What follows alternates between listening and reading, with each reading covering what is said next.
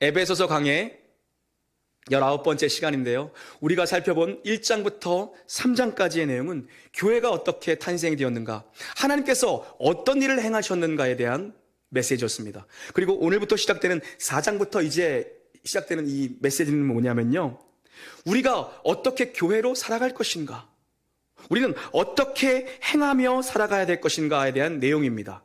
그러니까 1에서 3장은 서술하는 진리고요, 4장에서 6장은요 살아내야 되는 진리입니다. 이제 믿어야 할 것들에서 초점이, 무게중심이 어디로 이동하는 겁니까? 행해야 할 것으로 초점이 옮겨집니다. 우리는 부름받았습니다. 그 부름받은 교회의 삶이 무엇인지, 교회가 이 땅에서, 이 세상 가운데서 어떻게 존재해야 되는가, 이 행함에 관한 실천적인 내용들을 이제 사도 바울이 4장부터 우리에게 알려주고 있습니다. 우리 1절 함께 읽겠습니다. 1절입니다. 시작. 그러므로 주 안에서 갇힌 내가 너희를 권하노니 너희가 부르심을 받은 일에 합당하게 행하여. 아멘. 그러므로죠. 앞에 문장을 받는 것입니다. 하나님의 위대한 능력과 놀라운 지혜와 크신 사랑으로 너희를 부르셨으니, 그러므로 이제는 너희는 어떻게 살아야 하는가, 너희는 어떻게 이 땅에서, 이 세상 가운데에서 너희는 어떻게 살아내야 하는가. 여기서 그러므로라는 단어가 악시오스라는 헬라어인데요, 무슨 의미냐면요, 조화롭게, 균형감 있게, 어울림 있게, 어울림, 뭐 이런 뜻입니다. 그러므로 합당하게 사는 것, 그것은 균형 감각 있게 사는 것이다. 그것은 어울림에 맞게 사는 것이고, 그것은 균형 있게 사는 것이다. 무엇과 여러분 그렇게 사는 것입니까? 앞에서 들은 믿어야 될 내용과 조화롭게 행하며 살아야 된다. 믿음과 삶의 균형입니다. 여러분, 이 시대의 교회가 세상으로부터 안 좋은 얘기들을 참 많이 듣습니다. 사실 세상은 교회를 미워하는 것이 당연합니다. 그러나 그게 다는 아니라는 것입니다. 우리가 합당하게 살지 못했기 때문에 어쩌면 우리는 세상으로부터 정말 욕을 먹으며 존재하고 있는 건지도 모릅니다. 합당하게 사는 그리스도인이 없다라는 것입니다. 합당하게 행하는 성도가 없다라는 것입니다. 합당하게 가는 교회가 없다라는 것입니다. 여러분 잘 아시는 것처럼요, 교회라는 단어는 에클레시아죠. 에크, 밖으로, 레시아, 부르심. 우리는 밖으로 부르심, 밖으로 건져냄을 받은 자들이 바로 교회입니다. 그래서 1장부터 3장까지는 하나님께서 우리를 어떻게 건져내셨는가, 이 내용이고요, 4장부터는 건져낸 자들이 어떻게 살아가야 되는가. 우리는 어둠에서 빛으로, 거룩에서 우리는 죄에서 거룩으로, 또한 사망에서 영생으로 부름을 받은 교회입니다. 그런 면에서 교회와 세상은 엄연히 달라야 됩니다. 엄연히 달라야 됩니다. 엄연히 우리가요 다르게 살아야 된다는 메시지예요. 오늘 4장부터 실천편이 시작되는데요, 사도 바울이 4장에서 무엇을 얘기하냐면요, 4장의 핵심 골자는 두 개입니다. 교회는 이렇게 존재해야 된다, 교회는 이렇게 행해야 된다, 교회는 이렇게 살아야 된다. 두 가지입니다. 첫 번째 뭡니까? 오늘 살펴볼 내용인데요, 교회는 하나됨을 힘써 지키며 살아야 된다. 그리고요, 두 번째는 뭐냐면요, 다음에 그건 살펴볼 건데요, 교회는 거룩하게 이 땅에서 살아야 된다는 것입니다. 하나됨과 거룩함입니다. 여러분, 그래서요, 교회는요 하나됨의 기운이 느껴져야 됩니다. 그리고 교회는요 거룩함의 냄새가 나야 된다는 것입니다.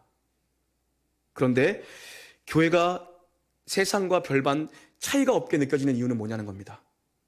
세상은 분열입니다. 세상은 나누어짐입니다. 세상은 시기입니다. 세상은 깨어짐입니다. 그런데 교회가 별로 다른 것 같지 않다는 거죠. 세상은 세속적입니다. 세상은 물질을 숭배합니다. 세상은 에고, 나를 숭배합니다. 그런데 교회도 별반 다른 것 같지 않다는 것입니다. 거룩함의 냄새가 나지 않다는 것입니다. 왜요? 우리가 합당하게, 우리가 아는 것과 우리가 믿는 것과 행하는 것이 조화를 이루지 못하기 때문이고 균형이 없기 때문입니다. 제가 지난주에 한 주간 여러분 격리하면서 유튜브에 강의를 몇 번 들었어요. 근데 어떤 목사님이 그런 뭐 간증 비슷한 말씀을 하시더라고요. 예, 자기는 뭐 설교 스타일이 잘 변하지 않잖아요. 늘 그렇게 설교했대요. 10년 넘도록 계속 그렇게 설교를 했대요. 그런데 언제부턴가 자기 설교는 변하지 않았는데 이 성도님들이, 이 교인들이 변화되는 것이 눈에 보일 정도로 훅훅 보이더래요. 그 기점이 된 사건이 뭐냐 하면 담임 목사님 본인이 예배의 주일날 예배에 나오시는 성도님들을 한 분 한 분을 환대해 주기 시작했대요. 목사님이 주일에 1시간 더 일찍 나와서 미리 예배 준비를, 예배 리허설을 딱 맞춰놓고 그리고 본인이 안내를 섰대요. 그리고 성도님들 한 분 한 분을 환대해 주기 시작했답니다. 그러면서 성도들의 삶이 변하는 게 눈에 보이더래요. 주일날 와서 맨날 졸고 있던 우리 남자 성도님들이 졸지 않기 시작하더래요. 그리고 너 뭔 소리 얼마나 잘하나 한번 들어보자. 이렇게 팔짱 끼고 있고 이렇게 삐딱하게 앉아있던 남자들, 그죠? 그런 분들이 눈빛이 달라지고 태도가 설교자를 향해서 바로 서 있는 모습들이 여기저기서 나타나기 시작하더래요. 그러더니 심지어 아멘, 남자들이 막 아멘 아멘도 하더래요. 맨날 팔짱만 끼고 있던 사람이고 자세가 항상 삐뚤어져 있던 사람이에요. 그래서 흰자가 더 많이 보이던 성도들인데 어느 순간부터 이 사람들이 태도가 변하기 시작하더랍니다. 그리고 그 입술에서 아멘이 고백되고 찬양 소리가 고백되기 시작하더래요. 결국 돌아보니까 자기 설교는 바뀐 게 없더랍니다. 예전에 했던 설교들 그대로 하고 있는 거예요. 사실 그 패턴 그대로입니다. 그런데 무슨 이야기냐 하면 결국 저처럼 앞에 나와서 매일같이 떠들어대는 목사들이나 또 우리 중에 나는 뭐 교회에 대해서 너무 많은 걸 아는 것처럼 그렇게 맨날 떠들어대는 사람들, 성경에 대한 이해들, 나는 이런 교리책을 읽었어, 나는 성경을 몇 독했어, 이렇게 이야기하는 사람들이 아니라는 것입니다. 결국은 뭡니까? 이 시대 교회에 진짜 필요한 것, 우리 놀라운 교회에 진짜 필요한 건 뭡니까? 그 목사님이 설교 내용은 바뀐 게 없대요. 그대로예요. 자기는요. 그런데 성도들의 삶을 바꿔놓기 시작한 건 뭡니까? 그 목사님이 삶으로 성도들을 환대하기 시작했다는 것입니다. 본인이 직접 안내위원이 됐대요. 그래서 여러분, 저도 다음 주부터 이제 여러분들 오시면 제가 안내를 서기로 했습니다. 여러분, 네, 기쁘죠? 그래서 저도 좋은 건 배워야죠. 좋은 건 배워야죠. 우리가 여러분 얼마나 머리가 비대해져 있는 성도들인지 우리가 알아야 됩니다. 얼마나 인터넷에 수많은 좋은 설교자들의 설교가 넘쳐납니까? 그런데 우리가 수도 없이 설교를 들으면서 우리가 계속해서 인풋은 있는데요, 우리에게 지금 없는 것이 뭡니까? 아웃풋이 없어요. 흘러내보냄이 없습니다. 내가 은혜의 종착역이 된 거예요. 내가 살아내야 되고요, 내가 받은 은혜가, 그 말씀이 실제가 되어서 한 주간 동안 그 말씀이 나의 삶의 지렛대가 되어서 내가 정말 그 목사님의 주옥과 같은 설교를 살아내야 되는데 살아내지는 않더라는 것입니다. 아웃풋이 없어요. 그러니까 점점 영적 비대증에 걸린 겁니다. 그래서 여전히 정죄만 남아있고요, 여전히 비판이 남아있습니다. 그리고 여전히 내가 옳다라는 내 에고가 살아있는 거죠.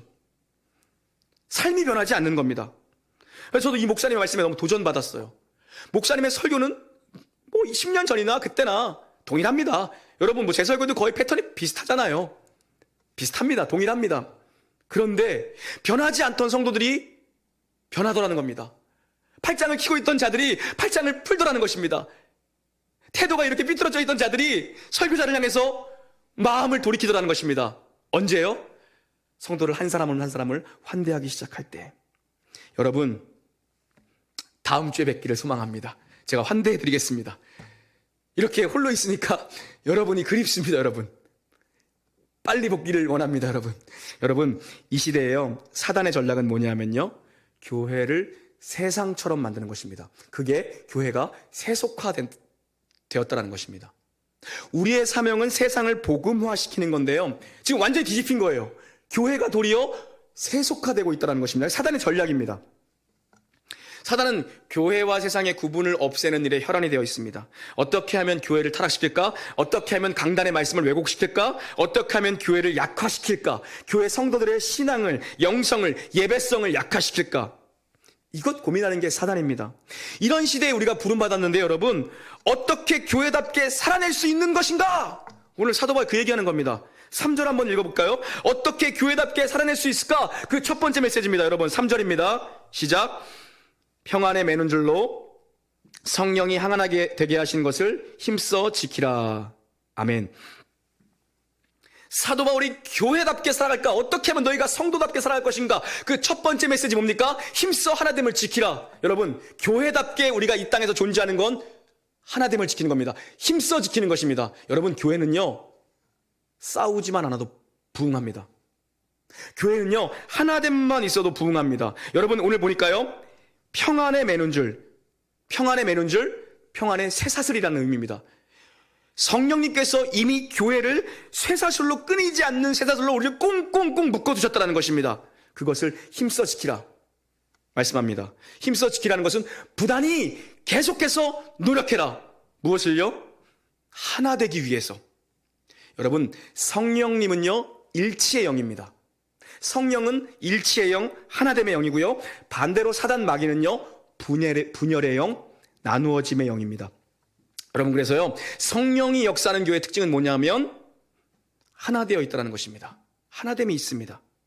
반대로 마귀는 분열의 영입니다. 그래서 늘 이간질적이고 늘 시기적이고 늘 부정적입니다. 나누어지게 해야 되니까. 여러분, 그래서 여러분이요, 이 사람들과 관계를 맺을 때에 정말 여러분 분별을 가지고 사람들과 관계를 맺으십시오. 영적 분별이 정말 필요합니다. 그 체크리스트 제가 하나만 오늘 말씀드리면 뭐냐면, 어떤 사람과 대화를 나누고 돌아가는데 내 마음이 하나가 되는가 아니면 내 마음이 요동치고 나누어지는가, 여러분 그걸 볼 수 있어야 됩니다. 아주 중요한 영적 분별력입니다. 여러분, 모든 대화 속에서 하나됨의 언어적 습관이 상당히 우리에게 요구되는 시대를 살아갑니다. 특별히 교회에서 모든 모임들에서는 더 힘써야 될 게 뭐냐 하면, 여러분 이건 획일화되어야 한다는 메시지가 아니죠. 영적으로 연합되어져야 한다는 것입니다. 왜냐하면 성령님은 하나됨의 영이고 성령님은 일치의 영이거든요. 인간적으로 조직화를 만들자, 인간적으로 조직화되자, 뭐 그런 내용이 아니죠. 성령님께서 주시는 그 하나됨, 영적인 연합을 누리라는 건데요. 그건 뭐냐 하면, 어떤 공동체에서 사람들과 나눔을 갖고 교제를 하고 대화를 나눴는데 그 가운데 내 마음이 하나됨이 있는가, 그런데 내 마음이 요동치는가, 여러분 이걸 분별해야 됩니다. 분별할 줄 알아셔야 돼요. 여러분 보세요. 오순절 성령 강림으로 인해서 여러분 교회가 탄생한 거잖아요. 오순절 성령 강림으로 공식적으로 성령께서 교회 위에 부어진 것입니다. 성령께서 공식적으로 교회 위에 임한 사건, 그것이 오순절 성령 강림 사건. 그로 말미암아 교회가 탄생된 것 아닙니까? 그때 특징이 뭡니까 여러분? 하나됨이 이루어졌습니다. 하나됨. 그중에 첫 번째 사건이 뭡니까? 언어의 하나됨이 이루어졌습니다. 언어의 일치가 이루어졌다고요. 그 다음 무엇입니까? 그들이 마음이 하나가 됐습니다. 그리고 또 하나 뭡니까? 심지어 물질까지도 하나를 이룹니다. 성령이 공식적으로 임해서 초대교회가 탄생될 때에 나타났던 특징 중에 가장 큰 특징은 뭐냐 하면 그들이 한 마음과 한 뜻이 되었다는 것. 연합, 통일, 하나됨, 일치가 이루어졌다는 것입니다. 언어가, 그리고 마음이, 그리고 물질까지도. 그것이 교회입니다. 그렇게 교회는 성령께서 하나됨을 이루신 상태입니다. 이미 하나됨을 쇠사슬로 묶어 놓으셨다는 것입니다. 그래서 교회가 교회답다라는 건 뭐냐면 교회가 한 마음과 한 뜻이 되는 것입니다. 한 마음과 한 뜻 되는 겁니다. 그리고 여러분 뭡니까? 모든 성도들의 언어 속에서 담임 목사가 강단에서 선포한 이 말씀이 온 성도들, 우리 어린 자녀들에게까지 흘러가 우리가 같은 말씀을 이야기하고 같은 말씀을 듣고 같은 말씀을 붙들고 기도하는 교회. 성령이 만드는 역사죠, 여러분. 우리 놀라운 교회 공동체가 그런 하나됨의 놀라운 교회의 놀라운 이 표지, 이 놀라운 특징들이 넘쳐나게 되기를 주님의 이름으로 축원합니다. 여러분, 교회는요, 그래서 하나일 때 가장 강력합니다. 하나일 때 교회가 가장 강력하고요. 하나일 때 교회는 자연적으로 부흥하죠. 이 성령께서 이미 이루어 놓으신 하나됨의 평안을 지키기 위해서 그럼 우리가 감당해야 될 또 역할은 무엇인가? 우리가 감당해야 될 이 덕목은 무엇인가? 2절을 오늘 한번 또 읽어볼까요? 2절 읽습니다. 시작. 모든 겸손과 온유로 하고 오래 참음으로 사랑 가운데서 서로 용납하고. 아멘. 성령께서 만들어 놓으신 하나됨을 힘써 지키기 위해서 우리에게 필요한 건 뭡니까? 겸손입니다. 겸손은 내가 있어야 될 자리가 어디인지를 알고 그 자리를 이탈하지 않는 것입니다. 나보다 언제나 남을 낮게, 높게 여기는 태도와 중심, 그런 삶의 자세가 겸손입니다. 온유는 무엇입니까? 내 자신이, 내 인격이. 여러분, 오늘 우리가 하나됨을 힘써 지키기 위해서 행해야 되는 모든 덕목들은 사실 우리의 인격적인, 우리의 성품적인 것들, 우리의 인격적인 것들, 삶의 열매들입니다. 우리 인격으로 살아내야 되는 것들입니다. 온유는 무엇입니까? 내 자신이, 내 인격이 말씀에 길들여져 있는 것입니다. 나의 나됨이 말씀에 길들여져 있는 겁니다. 그 다음은 뭐예요, 여러분? 오래 참음으로 사랑으로 용납해야 합니다. 오래 참는 그 사랑으로 용납해야 한다는 것입니다.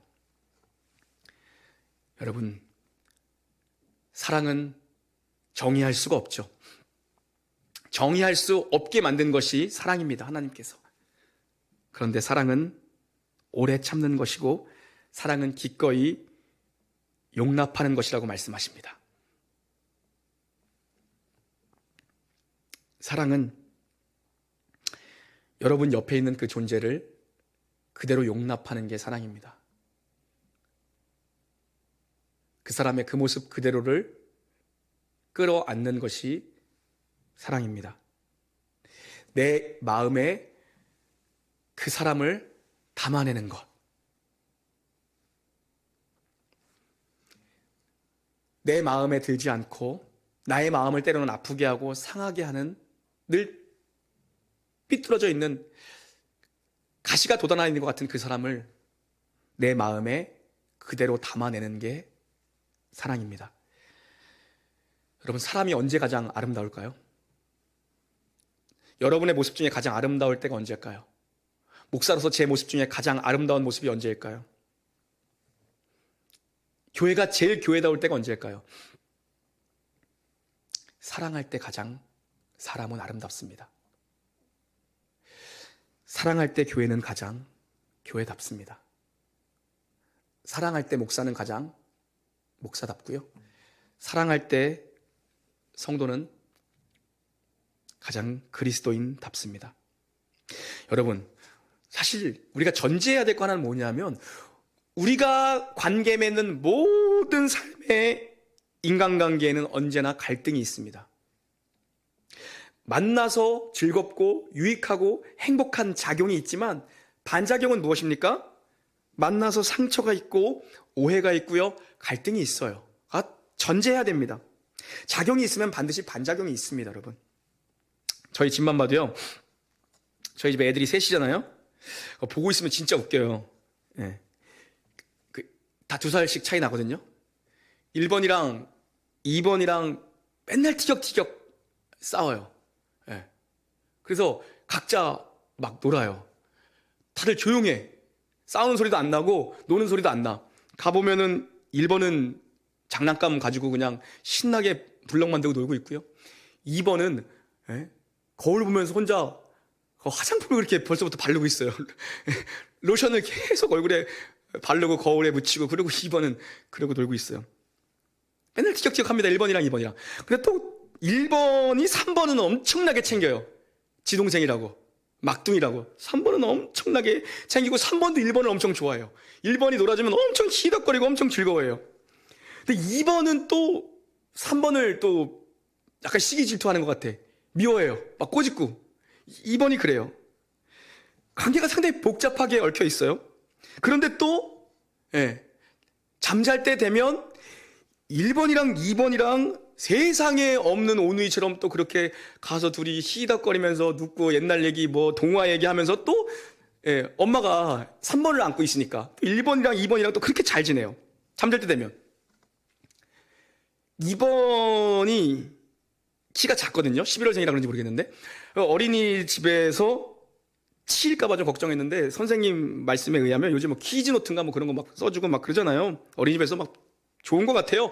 온라인으로 다 돼. 퀴즈 노트 뭐 써주고 뭐 사진 매일 보내주고 보면 뭐냐면 선생님 말씀인데 2번이 어린이집에서 제일 작은데 아무한테도 안 밀린대요. 아무한테도 안 밀린대. 근데 반대로 또 1번은 어린이집에서 키가 제일 크대요. 근데 얘는 집에만 오면 맨날 누가 자기를 놀렸대. 뭐라고 누가 조잘조잘 얘기하면서 맨날 고자질해. 뭐 이민율이 뭐 놀렸어. 뭐 내 이름도 기억하고 있잖아. 하도 들어가지고. 응? 그래서 제가 하루는 불러놓고 1번한테 얘기했어요. 주하나,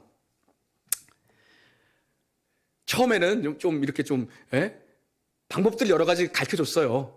그러다가 도저히 안 되겠다. 그래가지고 제가 불렀어요. 내 목사인데 또 애들한테 이런 걸 가르쳐주면 안 되겠다. 그래서 처음에 그랬거든요.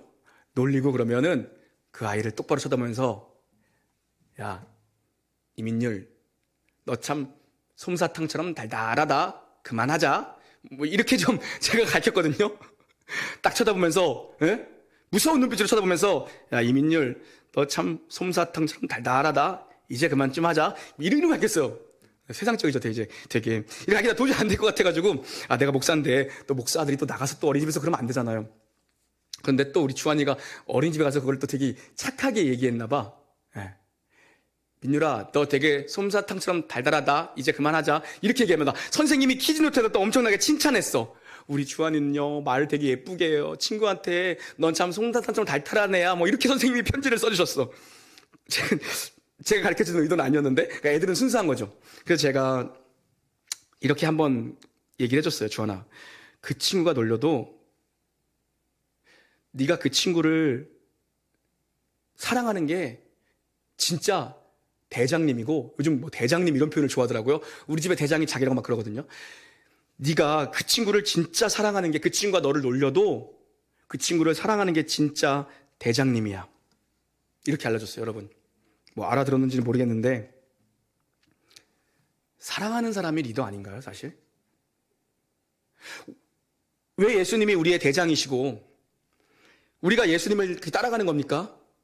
예수님을 따르는 제자의 삶이란 무엇인가? 교회란 무엇인가?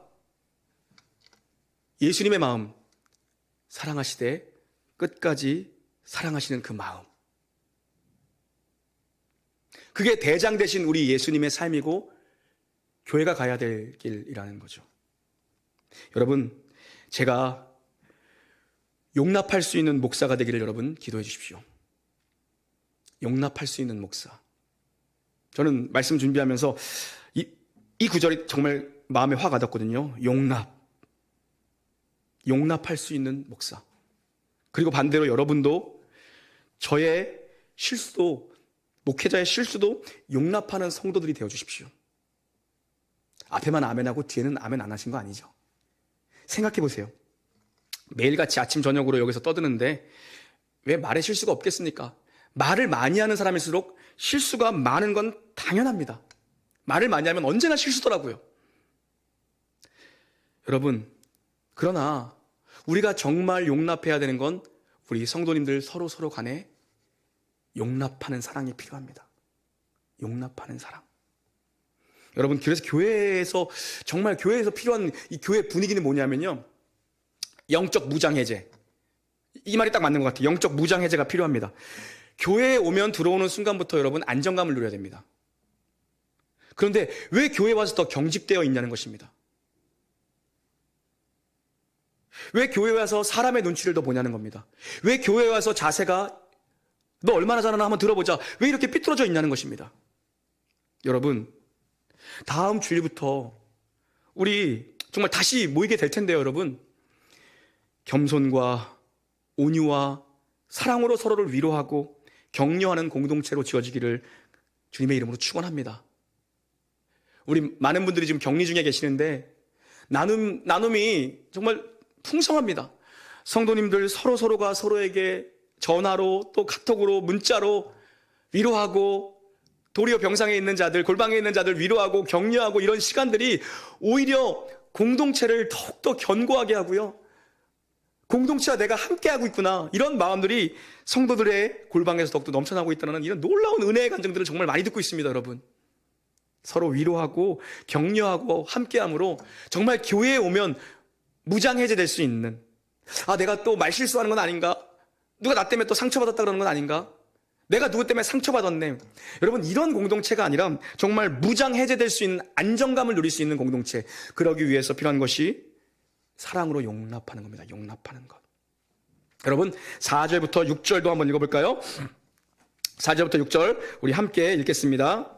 시작. 몸이 하나요 성령도 한 분이시니 이와 같이 너희가 부르심의 한 소망 안에서 부르심을 받았느니라. 주도 한 분이시요 믿음도 하나요 세례도 하나요 하나님도 한 분이시니 곧 만유의 아버지라. 만유 위에 계시고 만유를 통일하시고 만유 가운데에 계시도다. 아멘. 여러분, 이 4절부터 6절까지는요 하나됨의 예증을 지금 부연 설명하고 있는 건데요, 7개의 하나됨, 완전 숫자죠. 하나님의 완전수 7개의 하나됨을 동원해서 교회의 하나됨이란 이런 것이다 예증하고 있는 것입니다. 몸, 성령, 부르심의 소망, 주, 믿음, 세례, 하나님 동원해서 교회의 하나됨은 이런 것이다. 하나님의 완전이신 7가지를 예증으로 동원해서 교회의 통일성과 교회의 일치와 교회의 하나됨을, 교회는 하나님의 신성이 나타나는 하나된 공동체라는 것을 설명하고 있는 거죠. 특별히 4절에는 성령, 5절에는 성자, 6절에는 성부 하나님이 하나됨의 주체로 나타나고 있습니다. 요약하면 이런 말입니다, 여러분.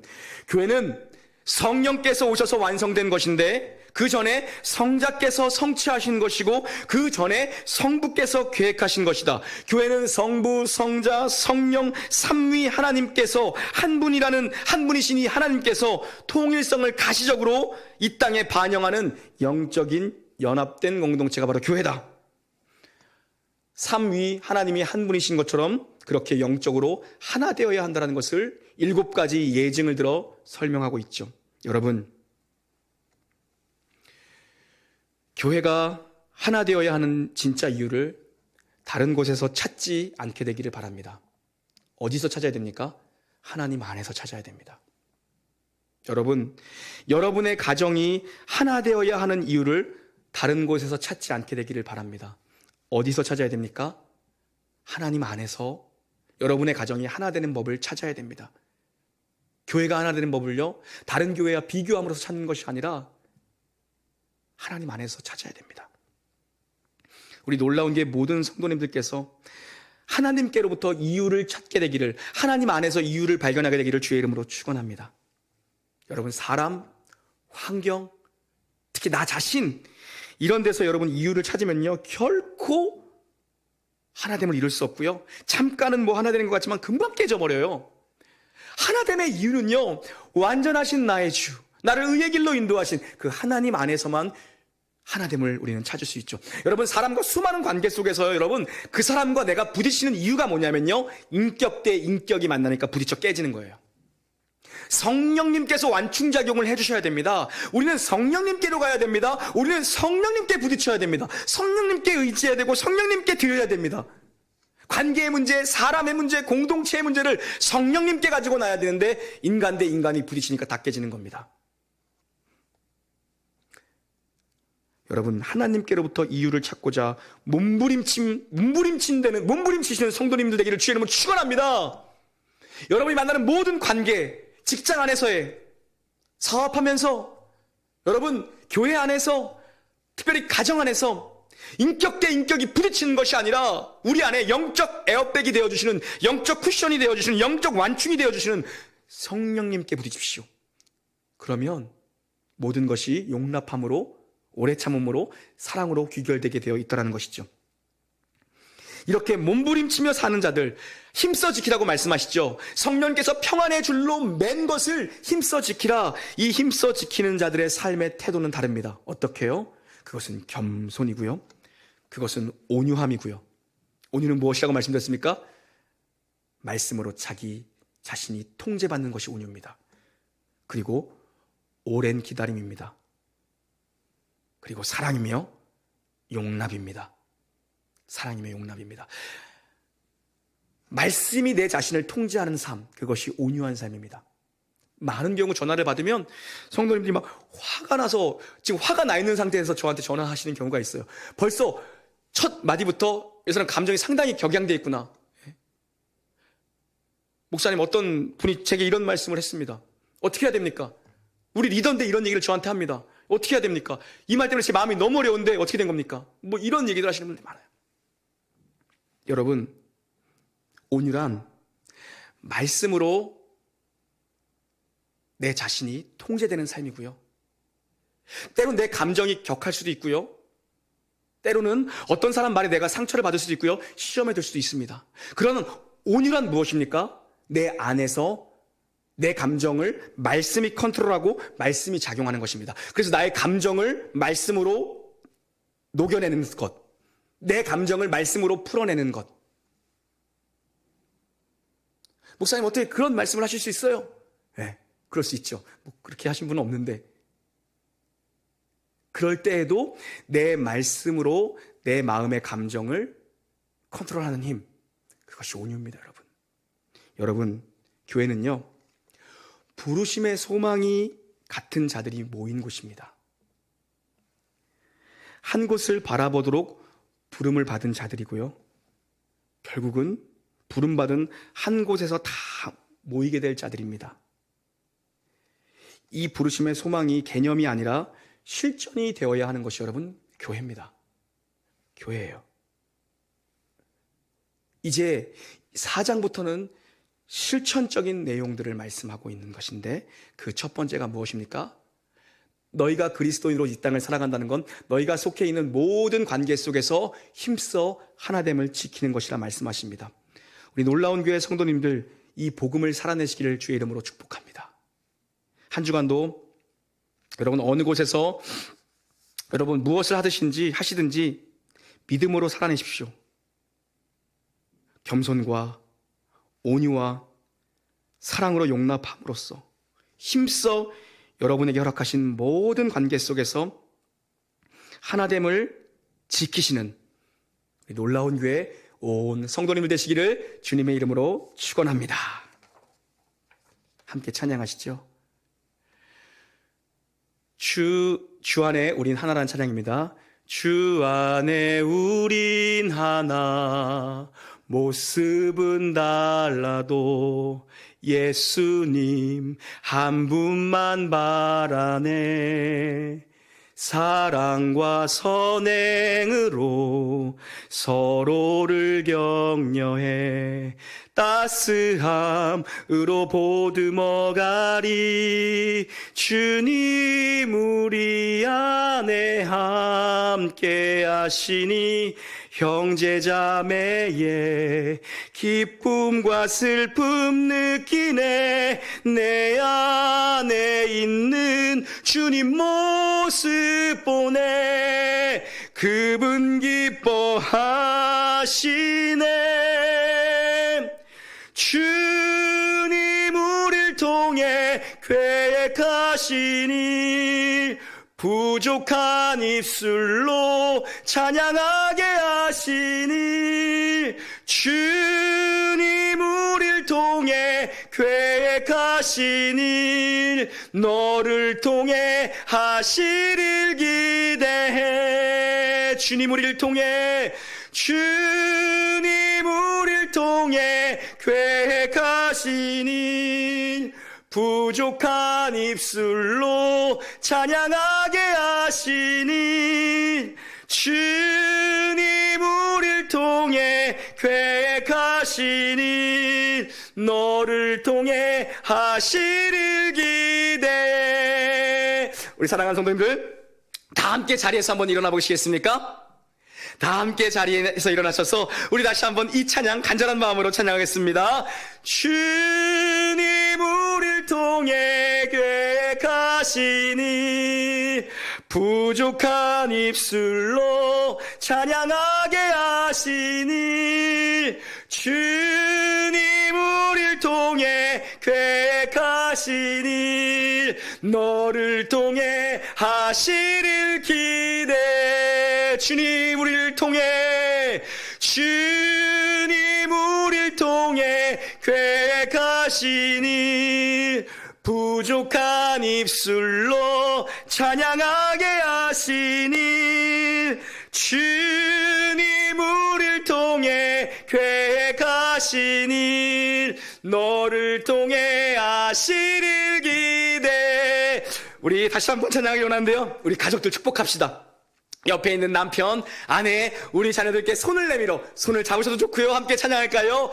주님 우리를 통해 계획하신 일 부족한 입술로 찬양하게 하시니 주님 우리를 통해 계획하신 일 너를 통해 하시를 기대. 주님 우리를 통해 주님 우리를 통해 계획하신 일 부족한 입술로 찬양하게 하시니 주님 우리를 통해 기대하실 일 너를 통해 하시를 기대.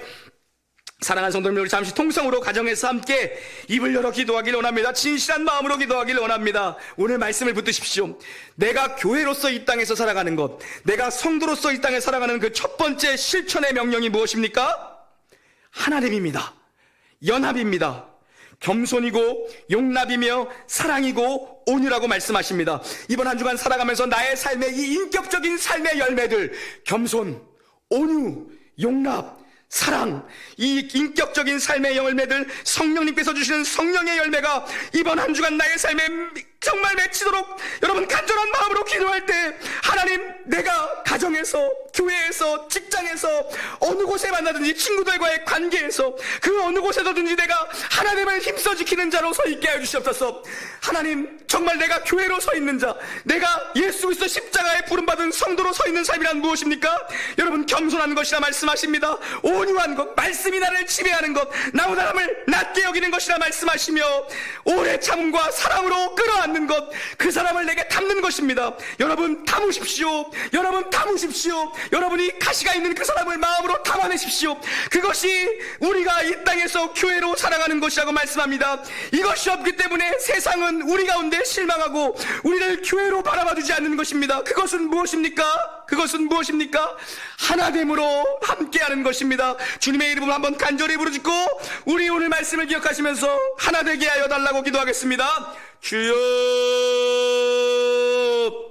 하나님 아버지 감사합니다. 하나님 아버지, 우리 성도들 붙잡아 주시기를 원합니다. 오늘 말씀을 우리에게 주셨지 않습니까? 힘써 하나됨을 지키라 말씀하셨습니다. 주여, 사랑하는 주여, 사랑하는 주여, 오늘 말씀으로 우리가 한 주간 살아나게 하여 주시옵소서. 살아가게 하여 주시옵소서. 사랑하게 하여 주시기를 원합니다. 아버지, 겸손과 아버지 온유와 아버지 오래 참음으로 용납하고 사랑하라 말씀하십니다.